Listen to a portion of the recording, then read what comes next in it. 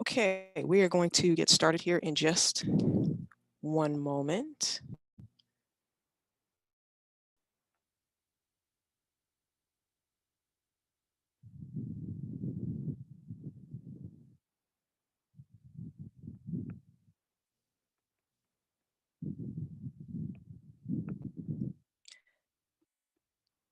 Hello, and welcome to today's Seaside webinar, Taking Science to the Streets, Community Science and Participatory Approaches to Improve Environment, Health, and Quality of Life in Urban Areas.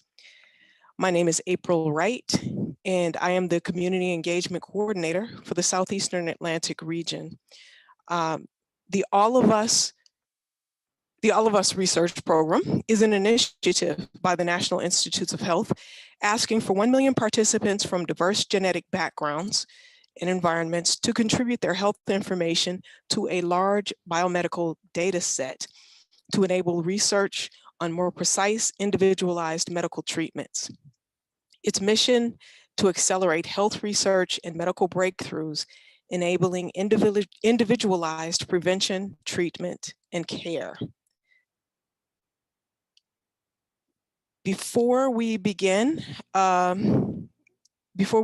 with today's guest speaker, there are a few administrative details I'd like to go over with you. Please feel free to use the chat and be sure to send it to all panelists and all attendees so that I, our guest presenter, and your colleagues can see your comments. If you have questions, please use the Q&A icon at the bottom of your screen to submit a question. There will be a time at the end of the webinar to answer questions. Today's webinar is being captioned with live transcription. And you may adjust the size and appearance of the captioning by clicking the up arrow on the transcription icon. Today, our guest speaker is Dr. Nataki Osborne-Jelks. Dr. Jelks is an assistant professor in the Environmental and Health Sciences program at Spelman College in Atlanta, Georgia. She investigates urban environmental health disparities and the role that place, race, and social factors play in influencing health. She researches cumulative risk assessment, the impact of climate change on vulnerable populations, and the connection between urban watersheds, pollution, the built environment, and health. She also develops, implements, and evaluates community-based initiatives designed for low-income and communities of color to empower themselves to reduce exposure to environmental health hazards and improve quality of life. Please welcome Dr. Jelks. And I will stop sharing and leave it to you, Dr. Jelks. Thank you so much, April. I will now attempt to share my screen. And thank you so much as I'm pulling that up. Thank you for the opportunity to share with your audience on today. Okay. Okay. So I'll just get right into it. I will share today some reflections from my work in Atlanta, Georgia on 3 community engaged research projects. So there'll be 3 brief examples that I'll go into after I give a brief orientation to community engaged research from my perspective.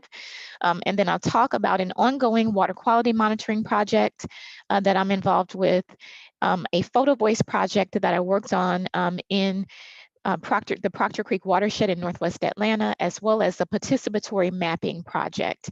And then I'll end with just some brief comments on implications for future research as well as practice. So as I begin my talk, I really want to talk a little bit about community engaged research. And there is a continuum. There's a big difference between research that is performed on populations or communities within a certain place and within those populations and communities and with populations and communities. And the bulk of what I'll talk about today is my work working with populations and communities. So not looking at those communities as communities or locations as places to study, not just doing work from within communities or studying phenomena happening in communities, but it's all about working with communities and with specific populations for whom we want to make some targeted improvements in health as well as environment and quality of life. So let me also just kind of share briefly information. This is kind of a sort of a comparison between what we consider to be traditional academic research and community research. There are differences in terms of the goal of the research. Traditionally, we think about science and we think about research as something that we do to advance generalizable knowledge. And while that is very important, from a community perspective, we also want to make sure that there is some betterment, to community or in a specific community. My research is very applied, so I'm concerned about, basic science research, but what I'm most concerned with is how we can apply that basic science to make some targeted changes in environmental conditions, particularly in urban areas, and how those conditions can then impact health and quality of life in a positive way. When we think about traditional research, the source of our questions may come from theories or theoretical work, as opposed to problems that might be identified from a community of interest. In terms of who designs the research, we're talking about a difference between the trained researcher designing the research alone versus the trained researcher working with community residents who have their own level of expertise to help design what the research looks like. The role of the research as we talk about these community engaged approaches, we're looking at community members as co-collaborators and co-learners with those trained researchers, and not a situation where you have the outside expert and then the research subjects. In terms of the role of the community, again, the community is seen as a collaborator, a co-learner, and not merely the subject of a particular study. When we think about the relationships between researchers and participants, in traditional research, the relationships might be short-term, very task-oriented, perhaps even detached. And when we talk about community research, we're talking about developing relationships for the long term. We're talking about multifaceted relationships and connections. In terms of the value of that research, in a traditional sense, we think a lot about publishing our scholarship, having it accepted, in peer-reviewed publications. And again, while that is a very positive thing from the perspective of community research, the real thing that community members are looking for are a contribution to community change. In terms of the data, traditionally the researchers own that data, but as we talk about communities being engaged in the research process, the communities have to have ownership of their own data. And finally, in terms of the dissemination of the research, again, traditionally we think about academic journals, we think about conferences. And in a community engaged research sense, we might think about those things, but we're also thinking about any other way that is palatable to that community, that's meaningful to the community to get that information out, whether we're talking about community meetings, different types of media, social media, print media, newsletters, infographics, you name it. However, the community wants to receive that information is the approach that we often take in community engaged research approaches. So I want to center in a little bit of my talk on one particular type of community engaged research approach, and that is CBPR, or community-based participatory research. And this is research that equitably involves all partners in the research process and recognizes the unique strengths that each brings. CBR begins with a research topic of importance to the community, as I mentioned from the last slide, with this aim of combining that generalizable knowledge with action for social change to improve community health and to eliminate health disparities. Community CBPR, as well as I'll throw around a few other terms: community science, participatory mapping, even citizen science. These are a lot of these terms are used by a lot of different researchers. These approaches are increasingly being used by a number of researchers to address a number of things. When we think about citizen science, and I'll talk about what that is in just a minute, a lot of times we might think of a lot of ecological observations that are being made. But citizen science, especially citizen science that is driven by community interest and or what we call community science, is increasingly being used to address health issues and environmental justice issues in communities.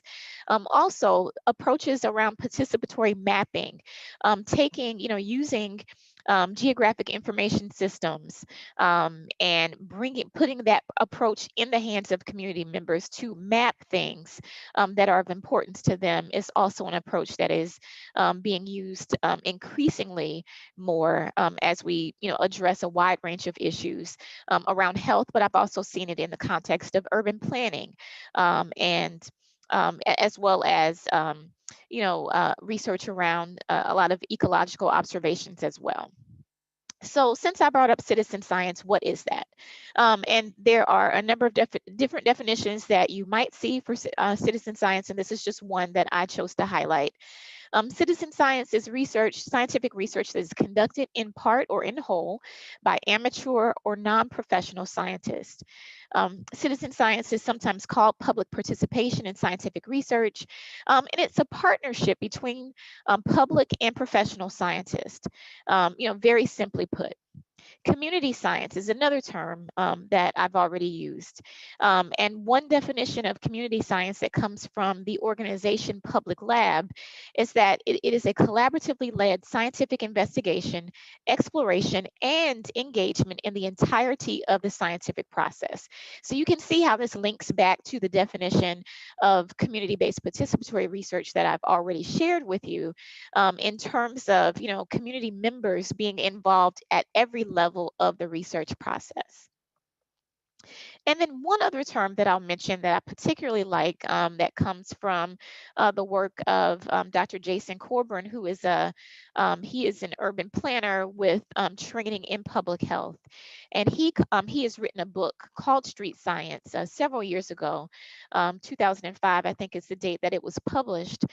Street Science is a framework that joins local insights with professional scientific techniques with concurrent goals to improve scientific inquiry and environmental health policy and decision making. And so I broadly use community science in my work because the community members that I work with, that term resonates with them. But we could easily say that the work that we are pushing and trying to advance fits within this framework of street science. So the study area that I'll talk about today is the Proctor Creek Watershed in Atlanta, Georgia.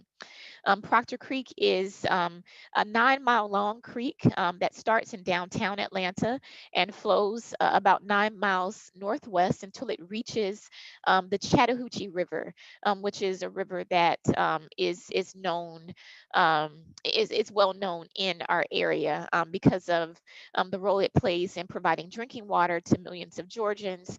It's also a place where people recreate. It flows into the Apalachicola Bay in Florida, which has been touted as being one of the most productive estuaries in the Northern Hemisphere. And so Proctor Creek is significant for a number of reasons, in part because it's the only tributary to the Chattahoochee that is solely located in the city of Atlanta. And it has also been impacted by a number of environmental and stressors and hazards over the years. Historically, this has been a place where people have fished, swam, children have played, and people actually used to be baptized. So it has really been a source of pride for West Atlanta communities. Today, Proctor Creek is one of the most environmentally impaired creeks in metropolitan Atlanta, although we've seen a number of improvements to water quality in the creek in recent years, in part because of the work that citizens on the ground are doing to make it so. It is impacted by a number of pollution sources, including E. coli bacteria that comes in part from an antiquated combined sewer system that when we have heavy rainfall events in the city of Atlanta, there's the potential for there to be an overflow of raw, untreated sewage into this creek when we see those heavy rain events. And this is significant because the creek itself flows through front and backyards, school grounds, public parks, and other places where the community has access to it. This is a creek that should be able to be used for fishing, but it currently does not meet its designated use for fishing because of the pollution sources that impact it. And finally, in a couple of studies that have been conducted about the Atlanta metropolitan area, and specifically one study that focused on a 14 county metropolitan area in which environmental justice hotspots were identified. These were places where you had multiple pollution sources, but the communities in those areas had some level of social vulnerability, maybe low income communities, communities of color, and or language isolated communities. And for the Proctor Creek watershed, it ranked number 4 in the top 5 hotspots in this report, The Patterns of Pollution, a report on demographics and pollution in metropolitan Atlanta. So as I talk about the community engaged approaches that I and others are working on with Proctor Creek residents, and let me say this is a watershed that I have called home for a number of years and only recently moved a few miles away into the neighboring watershed. But for most of my 20 plus years in the Atlanta area, I've lived in the Proctor Creek watershed. So this has been as much about, working with fellow community members as it has been about me advancing advocacy to improve the very community that I live in. So there are 3 essential questions that Proctor Creek watershed residents have been concerned about over the last, decade or so, and I really could say longer than that. But when I think about the times that these questions came up in community meetings and discussions that helped to frame the research projects that I'm going to talk about, these were the questions. What pollution exists in the Proctor Creek watershed? What potential human health impacts are there from this contamination and pollution? And what actions can be taken or proposed to address these environmental and human health hazards in the watershed? I want to acknowledge that when we think about some of these questions, community members have talked quite a bit about challenges with the built environment. And what we know in terms of the impact that the built environment can have on health, that is sometimes difficult to gather sufficient empirical data to make convincing appeals for planning as well as policy decisions that will change what is happening with respect to the built environment in our communities. But this is just the type of thing that community residents in the Proctor Creek watershed have tried to address. So the first project that I want to briefly talk about is an ongoing water quality monitoring project that is called the Neighborhood Water Watch. This project this program was developed by a local nonprofit organization called the Chattahoochee River Keeper. Several years ago, they started to be approached by residents, not necessarily of the Proctor Creek watershed, but in other tributaries of the Chattahoochee River. And there were folks, quite honestly, on the north side of Atlanta, in communities that are more affluent than the Proctor Creek watershed, who wanted to get some assistance with getting their water quality tested. And so they went to the Chattahoochee River Keeper and asked if the River Keeper would test water samples from their local creeks and streams. And these were communities that were in the position to help assist with how those samples could be processed. And it kind of sparked something that made the River Keeper think about expanding this opportunity to the other tributaries in its watershed. And over time, what has happened is not only has the River Keeper expanded that project to other watersheds, but in places like the Proctor Creek watershed, through the work of some community-based organizations like the West Atlanta Watershed Alliance, which is a partner in this project. The Riverkeeper now compensates community members from West Atlanta Watershed, from the West Atlanta watersheds, including Proctor Creek, to bring in weekly or biweekly samples to the Riverkeeper's office and laboratory. And they are able to then process those samples and to help us get some understanding of what water quality is looking like in the watershed.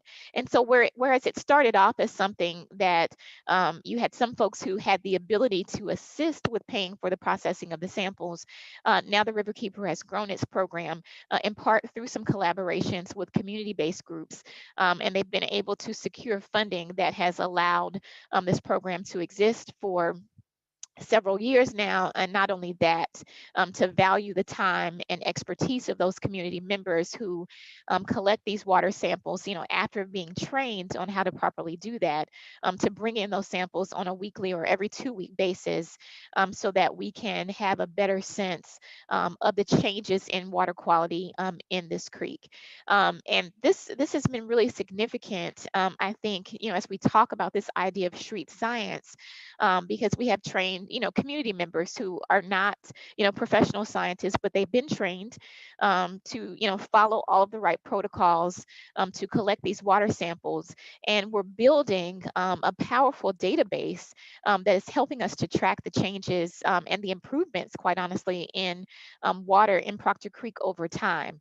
One really significant finding or outcome of this work is the fact that because of some of the data that had been collected by community members, by members of the West Atlanta Watershed Alliance as well, helped the city of Atlanta to identify that there were some problems around in a decommissioned, mini wastewater treatment plant. This plant had been decommissioned, but the water samples from this area were registering very high in terms of E. coli levels, off the charts, if you will. And while the city did not necessarily take this community data as the Bible, it got their attention enough so that the city could then invest its own resources into sampling and into putting closed caption TVs um, into the sewer system. And they actually found that there were some places in the sewer system where when multifamily, when people from a multifamily, complex were flushing their toilets, the waste was going directly into the creek because some of these pipes had not been tied off properly. So the city invested thousands of dollars, into investigating this problem and thousands more into the fix of that problem. But they were made aware of this first because of this community generated data that helped them to see that there were some problems and challenges that they had not even quite uncovered just yet. So that's the Neighborhood Water Watch program. And I could really talk the whole time about that program, but I wanted to just give you a snippet and to help you understand how community members are engaged in this work. Next, I'd like to talk briefly about something that has built, onto the Neighborhood Water Watch program and really come out of these communities discussions about what the environmental hazards are in the community, how those hazards may be impacting health and quality of life. And while the community has asked those questions of different professionals, the community also decided that that they had some responsibility to look inward to also try to come up with some of the answers to these questions. And by conducting a photo voice project, it gave us a perfect opportunity to not only take what community members had learned from others, but to elevate local community knowledge and lived experience to help answer some of these questions as well. So photo voice as an approach, and this is a participatory approach or methodology actually, that has 3 distinct goals. The first goal is to enable people to record and to reflect their community strengths and concerns. The second goal is to promote critical dialogue and knowledge about personal and community issues. through large and small group discussions of photographs. And the third goal is to reach policymakers. And so this really fit perfectly in terms of the community's approach to try to gather some of this compelling evidence that could move, decision makers, that could result in some particular changes, in the community within the Proctor Creek watershed based on the evidence that the community was able to gather and share. And so applying photo voice in particular to the Proctor Creek watershed help to answer these questions. What are the environmental health issues facing watershed residents? What are the broader social and economic conditions that contribute to these health issues? How should we prioritize these health issues and socioeconomic issues? And what can we do to address them? What action can be taken as a result? Again, it's not enough to build on generalizable knowledge, but how can we take that generalizable knowledge and then push forward some sort of action, some sort of policy change or change in practice that can lead to real and specific benefits to the community. So in terms of our results, in fact, the next two projects that I'll talk about included the same group of 10 Proctor Creek watershed community researchers. These researchers were recruited from throughout the community. These were, adult members of the community, ages 18 or older. They just had to have lived in the watershed for at least a year. But what we found is that the participants had lived in the community from 8 to 66 years, and their ages ranged from about 30 to 66. And collectively, they represented about 325 years of lived experience in the watershed. And they also geographically came from 5 of the major areas of the watershed. In Atlanta, we have something called the neighborhood planning units, which are these umbrella kind of organizations that help us to, address a lot of local planning issues. And so generally you have multiple neighborhoods that are clustered into one MPU. And so out of 6 major MPUs that make up or comprise the Proctor Creek watershed, the community watershed researchers came from 5 of those. 70% of these participants were female, 80% of them were African American, and these were a mix of researchers, a mix of residents, some who had been previously active on issues around Proctor Creek and some who had not, but they were aware of the creek. They had some historical knowledge of the creek based on the time that they had lived in the community, and they all wanted to address issues around health, quality of life, and improvement of the environment with an emphasis, on the creek and the watershed itself. So through the process of photo voice, community members were tasked with the questions that were on the previous slide, and they were also tasked with thinking about not only community concerns, but what assets, are in the community as well. What is there to celebrate? What can we positively build on as we seek to try to address those challenges and negative things that we perceive to happen, in our community or watershed as well. And so there were 4 themes that came out of the work. Community residents took a number of photographs that helped to capture their thoughts about community issues. And each, we had about 1,500 photographs, altogether out of the 10 participants, and we went through a process of trying to, narrow each person's photographs down to their top 20, and then ultimately to a top 10. And then we worked on analyzing the themes out of the smaller sets of photos. Through that analysis, there were 4 general themes that came up that posited Proctor Creek both as a polluted eyesore, nuisance and toxic liability for residents, as well as a community asset and natural resource to be valued, to be protected, and to be restored. The themes include threats to the natural environment, built environment stressors that influence health, neglect and divestment of public resources, as well as hope for the future. It wasn't all about, the concerns, but it was also about a positive vision moving forward. So here briefly is a conceptual model that came out of the work, that came out of the analysis of the photographs, as well as small and large group discussions that we had about each of the photographs that the community watershed researchers took. In the end, we were looking specifically at, all of the things that lead to negative health outcomes as well as poor quality of life. And they included things from like divestments, in public infrastructure, in neighborhood infrastructure, in housing infrastructure, in the management of natural resources, um, in things like stormwater infrastructure, a lack of investment over time, and actually neglect, of the infrastructure in the community. They also looked at things like lax code enforcement, inadequate public works infrastructure and services, things like illegal dumping that doesn't often go punished often enough, and as well as lack of effective and authentic engagement of community members in decision making.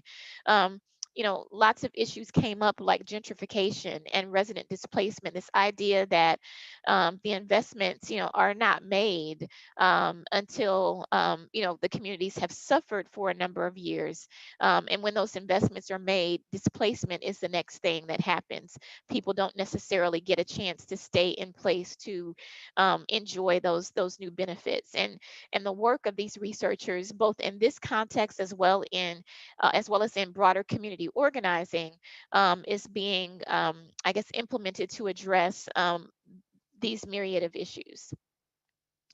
So as we think about the ability of pictures to make a difference, and some people would say, oh, this is just a simple approach of using photographs just to document things that are happening in the community at one point in time. And while that is true, pictures really are a clear record of what problems exist in a community at a particular point in time, and we have been able to effectively use them to hold policymakers and others at the municipal level accountable. The photograph, as some say, is the undeniable static record of the truth. And so community residents, these watershed researchers, thought that it was important to have some way to document their community concerns. They were tired of going to community meetings with government officials, voicing their concerns verbally, and in some cases being ignored or marginalized. And so they thought that if we could have photographs, and not only photographs, but we'll also capture the GPS locations of these photographs so that they can be the problems and issues can be tracked to their sources if that is needed, as a part of remedying the problem. So they really felt that this was one way to begin to develop a community generated database of problems and issues that needed to be addressed in the community. So as we think about these themes, one, the threat to the natural environment, there was a strong connection to a sense of place and value placed on the creek itself for many of the reasons that I mentioned earlier about this historical pride that residents have had. There were also lots of concerns about sewage pollution, bacteria, chemicals, illegal dumping of tires, of trash, and other types of debris, including construction debris. In terms of built environment stressors, community residents were concerned um, about flooding, for instance, and how flooding of the creek. And you can see in this example, that here you have a home that is, or a couple of homes actually that are creekside, and so believe it or not, this creek, can spill over its banks, and it has done so, and many people have been impacted in their homes by flooding, and then by the associated mold and mildew and health impacts that come as a result of that. This flooding has displaced communities, and then communities have also lost. Or individual homeowners, in fact, have lost some of their property due to soil erosion, coming from these flooding events, as well as the scouring, of the banks that happens a lot of times, when there are heavy rain events, even if it's not a major flooding event. The theme around neglect and divestment of public resources was really all about the lack of investment in infrastructure, whether we're talking again about things like stormwater infrastructure that could help to alleviate some of the flooding that communities in the Proctor Creek watershed experience, as well as concern about blight, about inadequate code enforcement, inadequate or ineffective watershed management strategies to address the flooding, and concerns around gentrification and the displacement of in-place residents. Community residents also talked about the lack of meaningful community engagement, um, with respect to new development and planning efforts in the community, really wanting to push forward, the idea that any new development that happens in the community should be equitable, and that from a policy perspective, it's not enough to invite and to invite new developments into the community, and to make it easier for developers to invest in those communities without also putting in safeguards to make sure that people who have lived through the poverty and pollution, who've lived through the disinvestment, get a chance to stay in the communities to benefit in place from the benefits that are to come. So these were a part, these were strong themes, as a part, of this overall, idea of neglect and divestment of public resources. But really, all wasn't lost. While the community watershed researchers identified a number of challenges, a number of problems that they wanted to see addressed as a part of this research, they also acknowledged that they had hope, and have hope for the future, hopes for a playable, fishable, swimmable Proctor Creek. They lifted up the role that community residents are currently playing in this change process, and saw that as very positive. They saw that there is still life and vibrancy, value, and beauty in Proctor Creek, despite the fact that it is challenged and impacted by pollution in some areas. The creek is seen as a resilient natural asset for the community, a place that provides wildlife habitat and a legacy for future generations. And they strongly believe that citizen action, as well as government investments, and the investments of the private sector, can help to restore Proctor Creek to its former glory. And as one of the watershed researchers said, I learned to swim in that creek. I played in that creek. I fished in that creek. I just want it like it was. And so this is the sentiment of many of the watershed researchers, as well as residents of the watershed, who have this historical connection and remembrance of when the creek was a lot more vibrant than it is now. But again, I do want to assert that things are improving in part because of the action of these researchers and other community members who are working to make a difference. So the last project that I want to talk about in the last few minutes that I have left is a community mapping project, participatory mapping project. And so this was sort of a natural extension of the Photo Voice project. In Photo Voice, the residents were able to identify a number of sites, a number of challenges, come up with general themes that they wanted to take to decision makers, and indeed did take to decision makers to address issues in the community. But I mentioned earlier this piece about not only taking photographs, but being able to spatially locate where the problem issues were happening and occurring. And so, in terms of this project, we mapped what I like to call the hidden hazards of the community. This was a process that was co-developed by community members, by these watershed researchers, to prioritize meaningful street level neighborhood environmental health indicators that the community sees to impact environmental quality as well as quality of life. And through this participatory approach, we developed a citizen science app or application, using that we can use on phones and iPads, to collect data around significant environmental hazards and stressors in the Proctor Creek watershed that had not been captured by other data sets. When you look at a lot of the publicly available data for the Proctor Creek watershed, you might get different types of facilities that might be a part of something like the toxic release inventory. There might also be sites from, say, the Georgia hazardous site inventory. This is kind of a state Environmental Protection Division list of site concerning sites, as well as at the federal level, we could look at things like Superfund sites, and other sites that would be on the radar of agencies like EPA. But in terms of all of those data sets that exist, the community found that many of the stressors that they are concerned with on a daily basis were not showing up in those public data sets. And so again, the community felt that it was up to them, to get these types of sites, on the radars of decision makers. And to do that, they would need to collect that data themselves. So not only did we collect photographs, in some cases we collected video, if something warranted that, but we also collected the point locations that correspond to the neighborhood level environmental health indicators. And this really allowed residents to speak the language of decision makers and to prioritize the needed action that they felt was necessary to improve health and quality of life in the Proctor Creek watershed. The watershed researchers selected the following, indicators as their priorities in kind of our first phase of this project.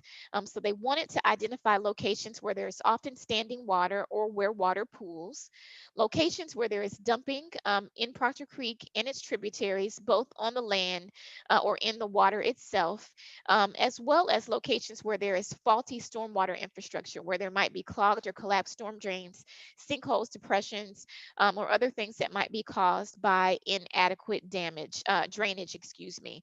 And so the idea here was that they had brought, or felt like they had brought, many of these concerns to municipal officials, but they, kept hearing, oh, we're not aware of flooding happening in the community. We haven't heard about flooding, for 10 years or so.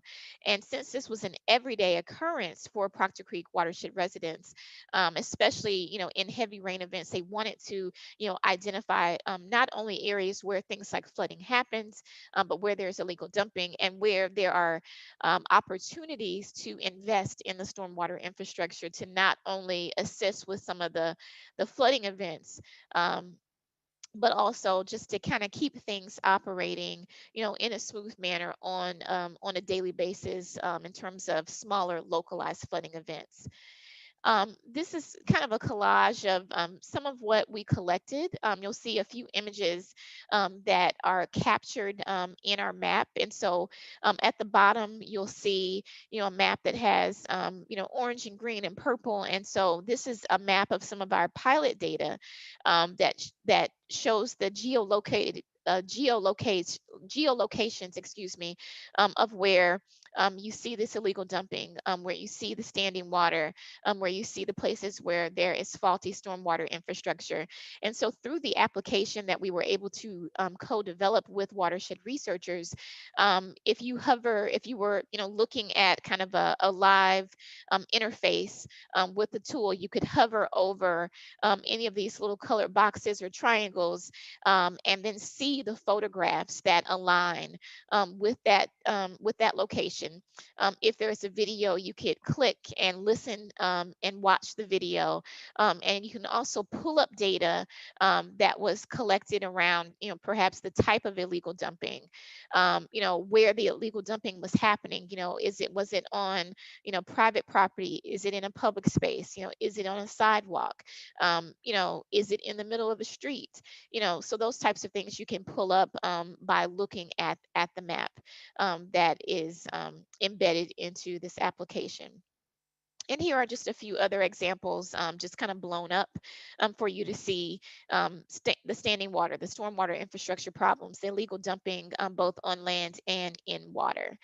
And finally, I'll just mention as I kind of close and get ready to turn it back over to April for the Q&A and for final announcements, is that what has been really, I think, gratifying by this work, and I will say that this is a work in progress, so it's not like we've conducted these last two projects or even the ongoing neighborhood water watch program, and we can, we're not claiming, that this was, successful and now we can move on to something else. We have to continue this work. But I've already mentioned, some of the promising things that have come out of it. One other thing that was really great is that these community investigations led to action by our city's Department of Watershed Management. And I know that this slide is not, it's almost illegible, but this was a press release that the City of Atlanta's Department of Watershed Management, sent out about, how these community investigations led them to some sites, even on the City of Atlanta's property abutting Proctor Creek, that caused them to investigate illegal dumping and to clean up some major swaths of land that previously, I'll be honest with you, city officials denied that these sites existed. But when community residents and these watershed researchers sent their data to city officials, to the state Environmental Protection Agency, as well as the federal EPA, quickly the city got out there, they began their investigation, and they actually cleaned up a site that, initially, again, they didn't acknowledge that it existed. So this is part of the power of this community engaged research.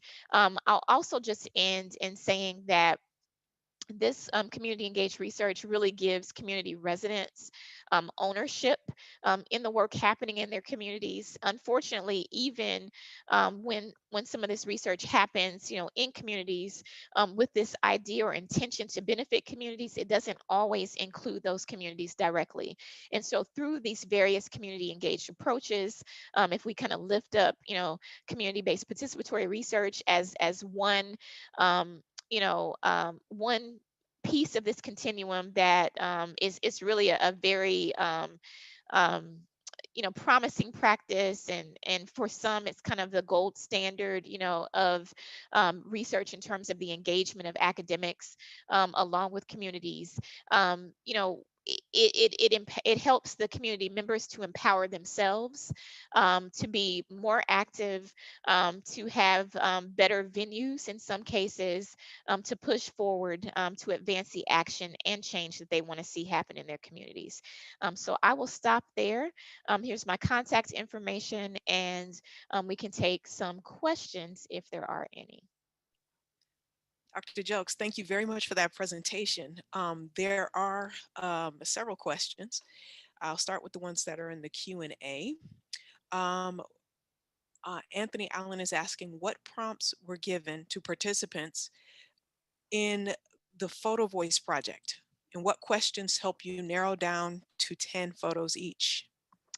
Okay, thank you so much for that question. So in terms of the Photo Voice project, we kept it really broad in terms of asking people questions about what environmental health issues did they perceive there to be in the community. What were the environmental health challenges?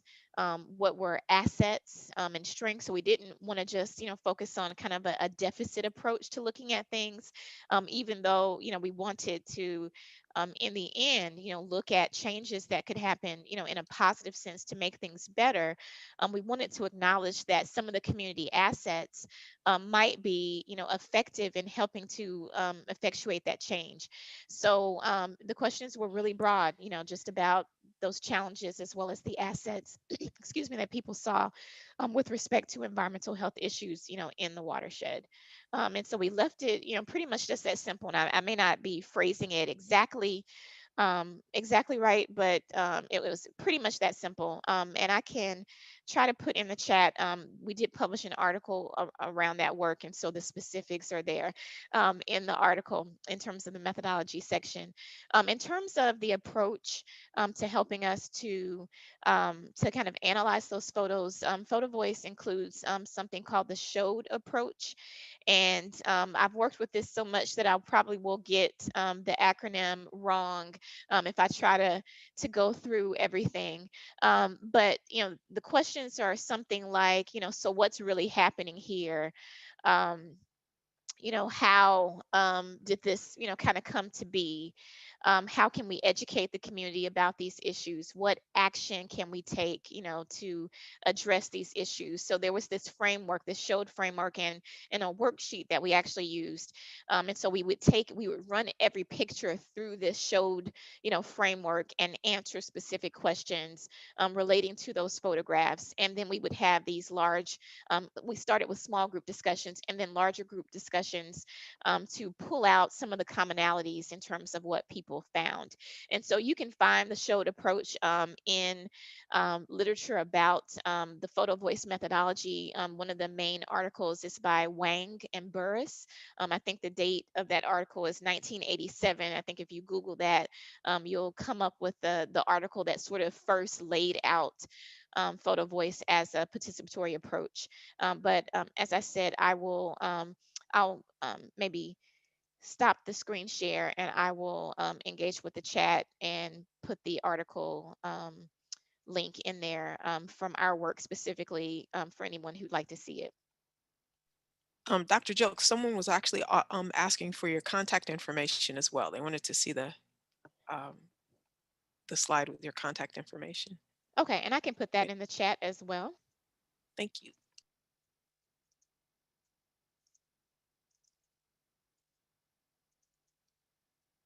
Are there other questions? Yes, there are many other questions. um, okay, one, did you train the community members with any kind of photography skills? So we did have an introductory session on how to take photographs, and we did a little bit of practicing. So um, we had some practicing sort of like in the classroom, and we actually went out into the field and kind of did a modified sort of windshield tour, if you will, of the watershed. Got out at different locations that were of interest to community residents, had them to take some photographs, and we did a little bit of critiquing, of those photographs. But more so than that, we tried to, get them used to this approach of talking about the photographs. We had an exercise called a picture is worth 1,000 words. And so before we got into the showed approach of how to actually analyze each photograph, we did this role playing so that they could just get their feet wet with the approach in general, and so that they would feel comfortable, and not only with taking their photographs, but in talking about them and talking about what those photos represented to them. Thank you. Okay, next question. Are there similar projects within Metro Atlanta? The idea of community research and street science is wonderful to me. There are other projects that are going on. Some are going on in terms of photo voice in particular, um, with in other neighborhoods and communities. Also you know, in the Proctor Creek watershed and in surrounding areas. We're getting involved in some projects that are looking at heat vulnerability as well, looking at some of the impacts to climate change that communities experience. And so we're actually gearing up to work on an initiative in which community residents, as well as students from Spelman College and Georgia Tech in particular, are going to be taking temperature data throughout Atlanta, but really focusing in on communities that we believe are most vulnerable to climate change impacts and to extreme heat. So that is a project that is, in the works and will be launched this spring. It's not dealing with the water per se, but dealing with climate change, resilience, and all of these things are kind of feeding into each other. Okay. How can community groups make local colleges and universities of issues that could make great research projects? Could you How repeat can, that again? how can community groups, okay, but I think it's make use, how can community groups make use of colleges, local colleges and universities um, with issues that could make great research projects? Yeah, I think when relationships can be built, there is a lot that can be done. with respect to, local community-based organizations, kind of making, use of this collaborative work with local, academic institutions. And so if there is that relationship building in place, if there can be some shared goals that can be met, then I think that the sky really is the limit in terms of, using the expertise or engaging with that expertise in colleges and universities, and combining it with that community level expertise to, address specific policies, to try to, make specific changes, happen in communities. So I think it's unlimited, if there is, I think willingness, and if there is a, commitment to build those relationships, because it doesn't just happen, instantly per se. It's about building relationships, and that's more of a longer term process sometimes than some of the research projects we might, often think about. One question says, what about communities that need this kind of help, but do not have research institutions in their community to initiate projects? Well, that's a good question. So, obviously it's going to be easier when there are academic institutions in or nearby those communities. I have definitely seen, situations where, even when um, the folks are more remote from each other, that it can happen and does work. There is a program, and I'm going to get the name wrong probably. It's called the CUP program, um, that had been something that was working out of the U.S. Environmental Protection Agency. But the gentleman, Michael Burns, who was running that program, now has a nonprofit organization in which he is pairing up different academic institutions with community partners, and they are not always co-located in the same place. So, obviously, in terms of doing that work remotely, that might, bring in some challenges, but perhaps, opportunities as well. And so I think looking into initiatives like that, and I think April will send out the recording. Maybe I can pull up the exact resource that I'm speaking of to share that in case anybody is interested in looking at the work of that organization, and just finding out how these matches can be made, even when the academic institutions and those community-based organizations are not in the same location. Okay, thank you, Dr. Jokes. We still have a ton of questions. So I am going to, is it okay if I send you some of the questions at a later, to maybe be answered in the email Sure. that I send out to participants?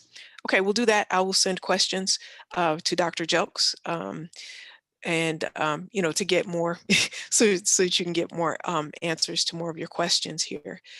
There is one question that can be real quick, I think. I think I really like this CBPR concept. Would IRB requirements be the same for this type of research? Good question. Yeah, IRB is going to be pretty much the same in terms of, kind of anything that you're doing in terms of human subjects research. So it would be the same, go through the same protocols. I did find just one little nuance on the photo voice piece that I'll mention, is that because, I wasn't limiting in our photo voice project what people could take pictures of. So they could, take pictures of people if they wanted to. And so that did require a little bit of additional work. I was able to get the IRB to not require that these community watershed researchers get their city training, but I had to develop a training for them that was sort of, city-like, that would help them to understand the process of informed consent. And so they had to consent individuals, and we went through role playing and all of that to make sure that they were comfortable and had the mechanics down. In the end, I found that people were were not as interested in taking pictures about people. But that was, a little additional piece that we had to address in terms of, the IRB process. And so that was something that had to be revised, and we had to develop this training. But that was able to keep the watershed researchers from having to go through the city training themselves. Okay, thank you very much, Dr. Jokes. This has been a great presentation. All right, everyone. Let's see, a recording. As a reminder, today's presentation was recorded and will be posted on the NNLM YouTube site, and I will share my screen once I can get to that. There we go. Okay, so it'll be shared on the NNLM YouTube site, and I'll send out the link to everyone who registered for this webinar. And the next webinar that the SEA region is hosting is Intersectionality in Health Disparities, focus on Black transgender women. And that will take place on Wednesday, March 31st at 2 p.m. And I am collecting, I am collecting the questions that were in the chat, and I will send them to, and in the rest of the ones that were in the Q&A box, and I will send those to Dr. Jelks to see if we can get those answered for you. Thank you so much, everyone, for attending. And at the end of the webinar, you will receive a link for an evaluation. Well, actually, yeah, it'll pop up. Please fill it out, especially if you want to receive the MLA credit for this webinar. Thank you so much, everyone. And thank you so much, Dr. Jelks. Thank you so much. Have a good afternoon. Bye-bye.